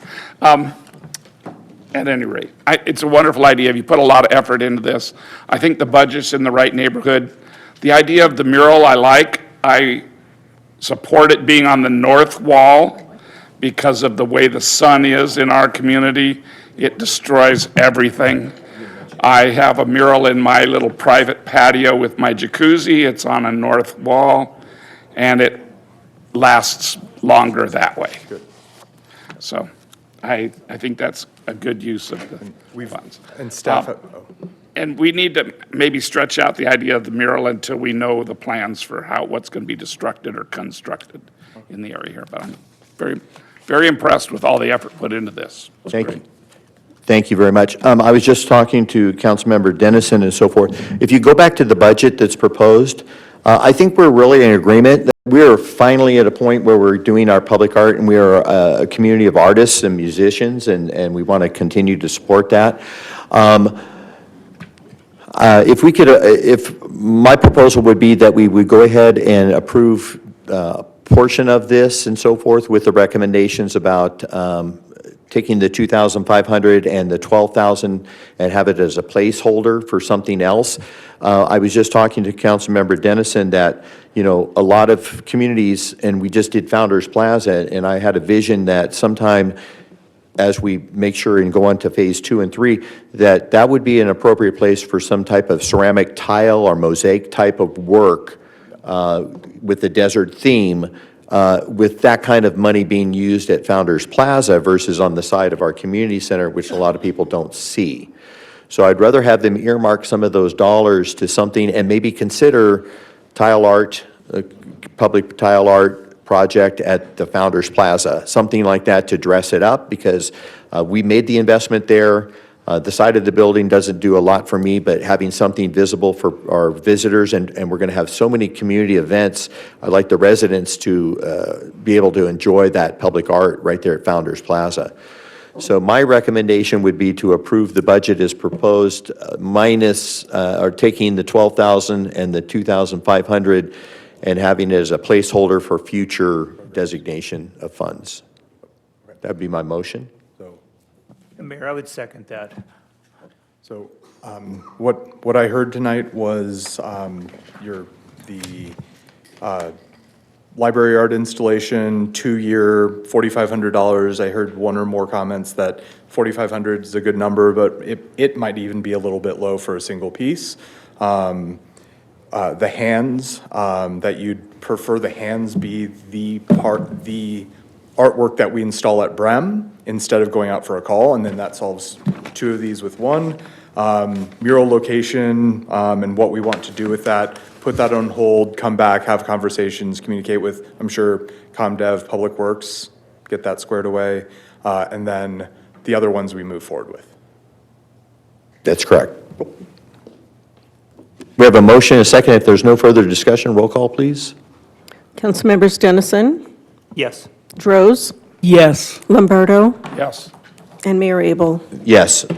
All right, thank you. Any future agenda items from any council members? Thank you, Clayton. Mayor, if I might? Yes. Don't normally do this, so I apologize, but I do have a couple of outstanding questions on one of your previous items, so I'd ask that the council open up item 8 again for some clarification. All right, we'll move. Yeah, you were a little confused with what we were suggesting, huh? All right. It's okay. We move sort of fast up here, so it's quite all right. Faster than I could handle. What was If the staff can clarification? bring up the logo portion of the, so what the council clarified was the image on the right, which is Desert Willow Center for Seniors. So I'm thinking through, how do we advertise this? How do we put this in our guide without having to use the whole name? And I don't know that Desert Willow works in my mind, because it's kind of hanging out there. So if you have, for example, on an announcement for a reception or some other activity at the center, you would say, join us for the reception at the Desert Willow. Maybe that's the intent of the council. I just want to clarify that, as opposed to the Desert Willow Center. You can still have for seniors. I don't mean to confuse this even more, but I think having a center is going to make it a little bit easier to put in our guide, to put, it's a destination, probably a more definite destination than just Desert Willow. I think what throws us off is the logo. You know, it's a mock-up, but the logo on the left had center so large and Desert Willow so small, so.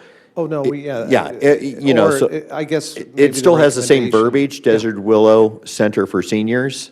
As long as we have some flexibility to figure it out and identify how we want to structure that, and if it is significantly different than what the council, I think the wording is sufficient. I'm just trying to understand how we would put that, and I didn't want to move forward with staff direction that was contrary to what the council wanted. So thank you for the comment. I was more focused on the actual word and how it flows. The presentation, I even mentioned font. I'm not real excited about that, the graphics. I would just like to be Desert Willow Center for seniors. How we get that displayed and brought into something that's. Of course. We got would the probably same even bring verbiage. that back to you as a Me graphic too. at some other point. Yeah, because we want to broadcast that in the Terrific. community to make it a known name. I don't think we need any further direction. I think that's All right, clear. thank you. Thank you, sir. I can see the confusion. Thank you. I appreciate that. Future agenda items from any council members?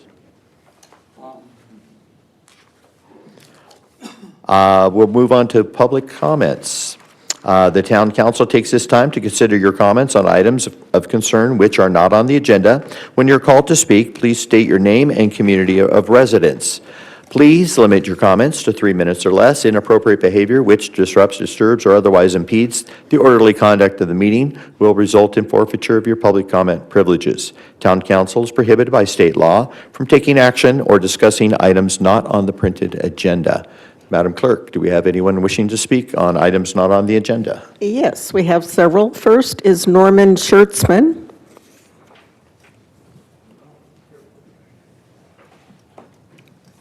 And then after Norman, we'll have Roger Frusciante.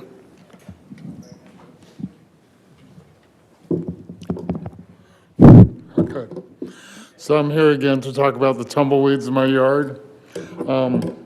Z107, they did a nice article. I don't know if anybody's seen it. It shows pictures of my property, pictures of my kitchen window with a fig tree out there covered with tumbleweeds. If there was figs on, I wouldn't even be able to see them. I understand the town has a Chapter 7 abatement of public nuisance. I think that falls under this category.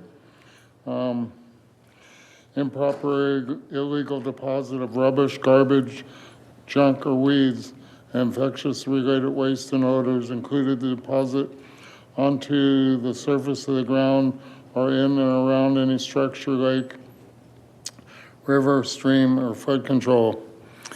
You know, I do have a neighbor that's behind me, one street, and she's, I understand, disabled. Her yard is just covered with tumbleweeds. She can't afford to pay somebody thousands of dollars to clear them, and it's a fire hazard to her house. So the neighbor over there is creating a fire hazard to people. And I don't have much more to say other than it's a pain. Sunday night, I woke up in the middle of the night, I heard the wind howling outside, and I go, oh God, and more tumbleweeds are coming. Keeps me up at night, and sure enough, in the morning, there was tumbleweeds in my yard. After spending weeks cleaning them up, it's going to be a 13-year nightmare living in Yucca. Has any staff member spoken to you since your last council meeting visit? I don't think so. I think I spoke briefly to Jeff about it. Yeah, but nobody on staff? Nobody's called you? What's the definition of staff? Anybody from the town call you after our meeting? No. Okay, well, we asked them to speak to you about it or what they're doing with the neighbors, so I apologize that we did not do that. Someone from staff will call you and clarify things with you. Thank you. You're welcome. And there's a real interesting article on Z107. Yes, you got the press, that's good. Yeah, he did a good, wonderful. Thank you. My neighbor, Roger. Very good. Roger, you have 3 minutes. Go ahead and introduce yourself, or you're good? Do you want to speak? Go right ahead, sir. Hi, my name is Roger Gerard Frusciante, and I live at 58136 Emerson Avenue here in Yucca Valley. We get tumbleweeds almost the size of Volkswagens all over the front of my yard, and this is like almost every day now. And once they get in front of my yard, they just go right over the fence, and I've got a whole bunch of them back there, and I have nowhere what to do with them. I'm 68 years old almost, and I've got neck problems. I've got a cracked lumbar. I've got surgeries in my hand. And you go to touch those things, they just sticker the heck out of you. I don't know who's responsible for all. Is it the town of Yucca Valley? Or is it the owner, the property? How can this be solved? Because it is a fire hazard, just like he said. My house catches on fire, who am I going to blame? Thank you very much. Someone from staff will let you know what we can and cannot do, so thank you again for being here, and I apologize you didn't get any calls. Yeah, maybe a fence or something around the place, or drag it. Thank you. Thank you. Thank you. You're welcome. Anyone else? So next we have Susan Walls, and then Cheryl Contopoulos.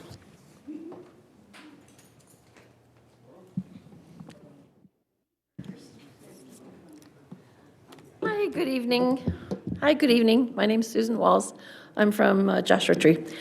I'm here just to say thank you for showing the concern for the animals and everything as far as for getting the microchips and, you know, for the town and for other areas.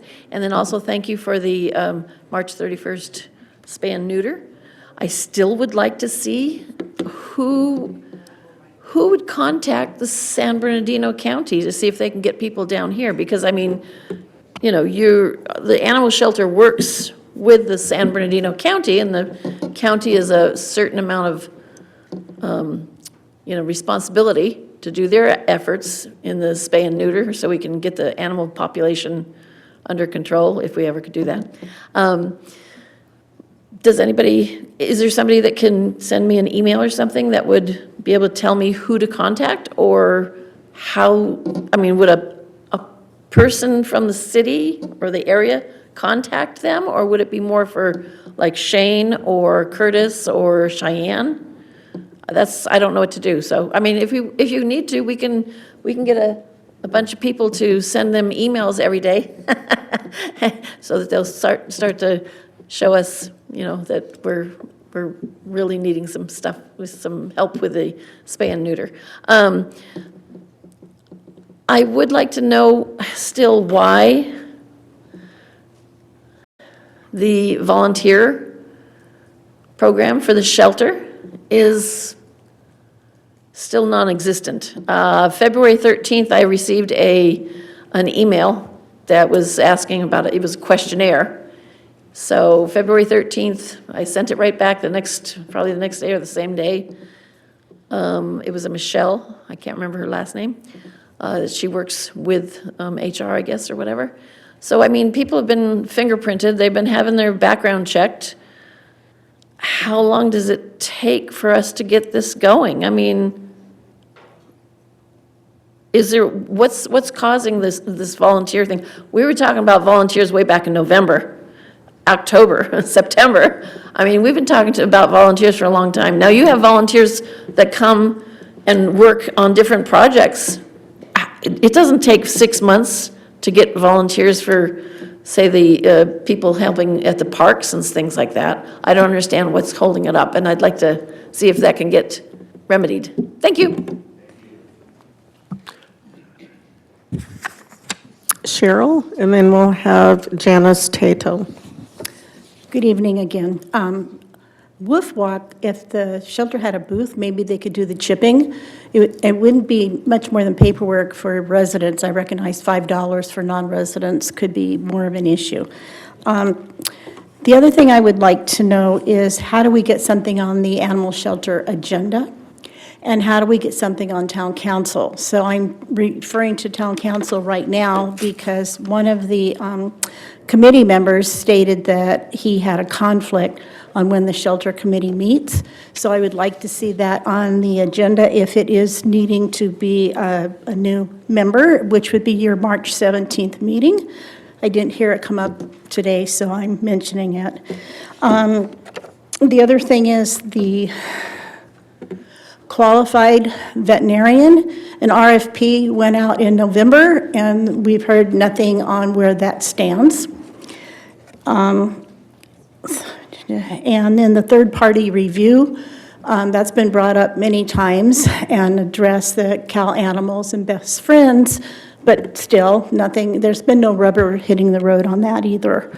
I do want, my positive side is that Pet Finder and social media has been really active, and Jeff always reposts, but the shelter is doing all sorts of outreach, and it's been great. Very, very visible. I would like to see the shelter come up with a new mission statement that actually matches what is transpiring. And then going back to the committee structure, I think it's valuable to have reporting to the committee to help with oversight, but also to brainstorm. And at some point, I'm hoping that is more of a working, active committee that Cheyenne and town management can use to come up with ideas, and volunteers that may not be really volunteers, but they may be people in the community that can still help do things. Let's see. And then I did bring up at the last shelter meeting that the total number of intakes for 2025 is on the low side of the last 10, 12 years. And I think it's time to consider planning an expansion. Thank you. Thank you. Janice, and then we'll have Deborah Savitt. Good evening. My name is Janice Tatel, and I'm a resident of Yucca Valley. On December 2nd, I presented a petition here asking Yucca Valley to change its invocation policy to be more inclusive and to be consistent with the First Amendment and with the Supreme Court's 2014 Town of Greece versus Galloway ruling that if religious invocations are included at government meetings, such as this one, they must not favor one religious faith over another. They shouldn't proselytize, and they shouldn't denigrate any faith. Over 200 people signed the petition. I noticed that invocations are still on the agenda, while amending the policy is not. In recent meetings, these invocations have been at January 20th, a moment of silence, on February 3rd, a Christian religious invocation by Councilman Abel, and on February 17th, an award presentation. And tonight, there is another Christian invocation. Merrill Abel's invocation met the requirements that religious invocations not be proselytizing or denigrating and not political. But tonight's invocation ventured into political territory. Now, the First Amendment prohibits the government from censoring the speech of private citizens at the same time as the Establishment Clause prohibits government from favoring one religion. Those two things together make it almost impossible to have a religious invocation at a government function that stays on the right side of the Constitution. And I know we all want to do that. Another issue is these alternative invocations don't balance out the religious ones, and they don't remove the necessity of making a policy which doesn't favor one religion over others. The easiest way to do this is, and the way that's favored by many people I've spoken with, would just be to have a policy that forbids religious invocations at these meetings. I've been told that your legal team is reviewing the policy, but it's been 3 months already. I would like to know when a new policy will be ready for discussion and if the council will be open to any outside input. So I hope this will be on the agenda by the next meeting. And as a side note, how about Tumbleweed Senior Center? Thank you.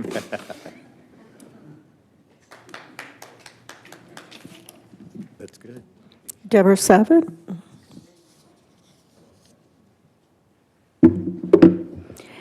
Good evening, Mayor and council members. My name is Deborah Savitt. Sorry, and I'm a resident of Yucca Valley. Oops, hold on a second here.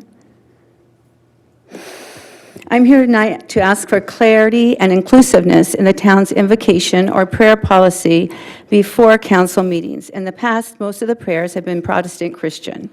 However, our community includes people of many beliefs, including other religions, spiritual traditions, and people who identify as atheist. The U.S. Supreme Court addressed the prayer at government meetings in the case Town of Greece versus Galloway, stating that legislative prayer is allowed, but it must be administered without discrimination against minority faiths and must not denigrate or pressure people of other beliefs. Religion or spirituality should not be limited to organizations that own buildings. Many faith communities meet in homes, community spaces, or exist as organized groups without a fixed structure. Those groups should also be able to participate if they wish. At the moment, the application for the invocation speakers has been removed from this town's website. A minister from the Center for Spiritual Living emailed about this issue to do the invocation several weeks ago and has not heard anything. Maybe you need a little more time, I don't know, but it's interesting that the application was removed and now we're not hearing anything. Prayer should focus on reflection, humility, gratitude, wisdom, or community well-being, not politics like tonight, nor calling people in the room or around the world evil. So tonight, I respectfully ask that the council, when a clear and inclusive invocation policy will be completed. We haven't heard anything on that, so please review that.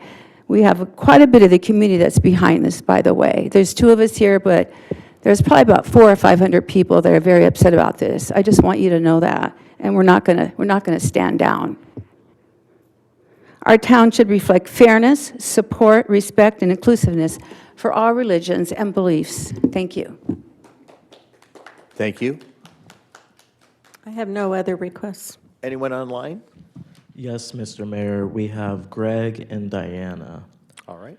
Greg, I have requested you to unmute. You have 3 minutes to speak.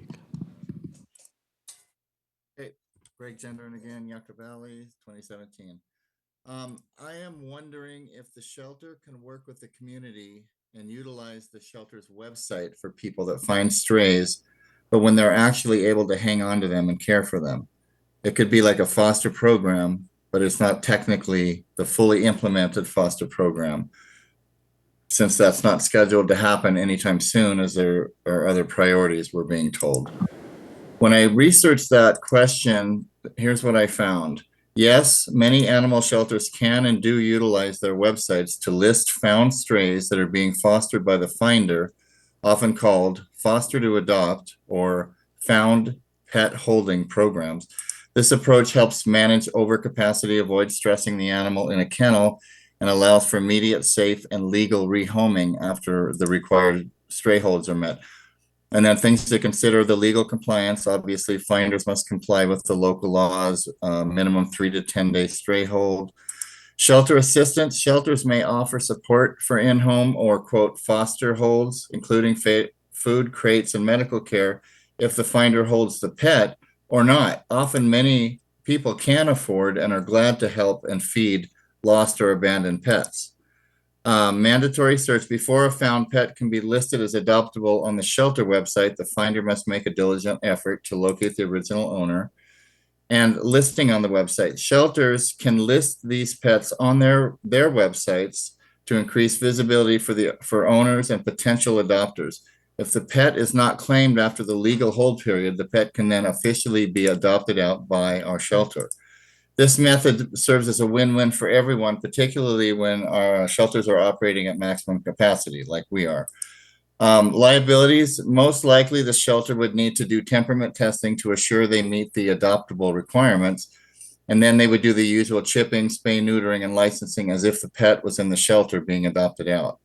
Maybe this is an opportunity to utilize Lori Hairbell or actual trained shelter staff for off-site temperament testing, since the pets would be housed at the finder's residence. The reason I'm bringing this up is there's so many of us that find strays, and we do everything in our power to hang on to them. And if we could work with the shelter and actually be able to list these pets ultimately as adoptable, and when they're not claimed by owners, because so many, we find that owners don't come forward. Working with the shelter, we're basically doing a foster program without it being officially foster and all the technical stuff that seems to be holding that program up. So anyway, I hope you guys are taking notes and this gets to Cheyenne. I was hoping Cheyenne would be here tonight, but anyway, it's an idea, and I right now am in the middle of like 3 of us trying to hold on to this sweet dog that we found. We don't want to take him to the shelter because it may mean another animal gets put down just for him to go to the shelter when we're working ourselves to hang on to him. If we could list him with the shelter, he's a sweet dog. He could be adoptable. It's the community work. It's a shelter working with the community, and you've got a real strong animal community in this town. Thank you. Thank you, Greg. Next speaker. Diana, I've requested you to unmute. You have 3 minutes to speak. Hello, thank you. So I'm Diana Persinger from Yucca Valley. Speaking of budgets, I was wondering if if there's been any talk about increasing the budget for the shelter, the animal shelter, and being able to fulfill some of those positive changes that we're already starting to see happen, but that still need to happen. Um, for for example, somebody mentioned the expansion briefly, and I think, as you guys have mentioned multiple times, that our town is growing. The community is growing so big. I think the need is really there. So I hope you guys will seriously consider discussion on an expansion. And also for the budget, to also help with some more spay and neutering that was also talked about already. And maybe some microchip readers around town. I know that's been brought up a few times. It's very much needed because we can't always hold on to the dogs if we do find them, and a lot of us do want to help in some way. And I think it's hard for people to wait for vet offices to be open and things like that. And I want to thank Cheyenne for the positive changes that we're seeing and everybody that has supported her. I'm hoping that she's getting adequate support and not just everybody kind of passing it off on her to just be the shero. I'm hoping she gets adequate support from the town for the things that are needed to be done. And I agree with the volunteers. Somebody said we've been talking about it since September, October, but really it's been a year now. It's been over a year now. So I think, that really needs to be looked at as to how we can get that finally going, including fosters. And I like Greg's idea there. Let's see. Oh, it's something that was concerning to me that I think is important, that I think needs to be addressed somehow, some way, is that if dogs are found in outside areas, not generally, in the town of Yucca Valley, sometimes they end up going to county or DeVore, and there's no record whatsoever in Yucca Valley, even if they were technically found, say, like just in Landers. If they don't get taken into Yucca Valley Shelter and they just go straight to DeVore by the animal control, there's still no record at all in Yucca Valley if somebody were to call and ask.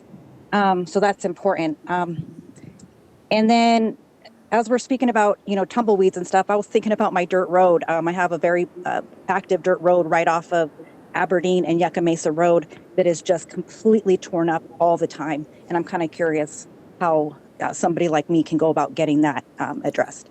And that's all I wanted to say. Thank you all for your time. Thank you. Anyone else online? No, Mr. Mayor, that's all for tonight. All right. Well, those online comments were appreciated, and they seem to know what 3 minutes is because they were finishing up right at the 3-minute mark, so that's pretty impressive. And I do want to thank everyone in the community for their comments. I've mentioned this before. It's one thing to bring up a issue or a problem. It's another thing to come up with possible solutions, and I heard a lot of that. So thank you for pointing out a problem or an opportunity and providing a possible solution to it. We'll bring it back to our staff now for staff comments. Thank you, Mayor. Appreciate that. Alex, you want to just give a quick update on Buena Vista, Yucca Mesa? That'd be terrific. Yes, good afternoon, Mayor and Council. The project of Buena Vista, Yucca Mesa Road is started. The contractor right now is forming for the concrete. I think the pour will be happening at the end of this week around Friday. And next week, they will start taking out the asphalt and preparing the subgrade for asphalt paving.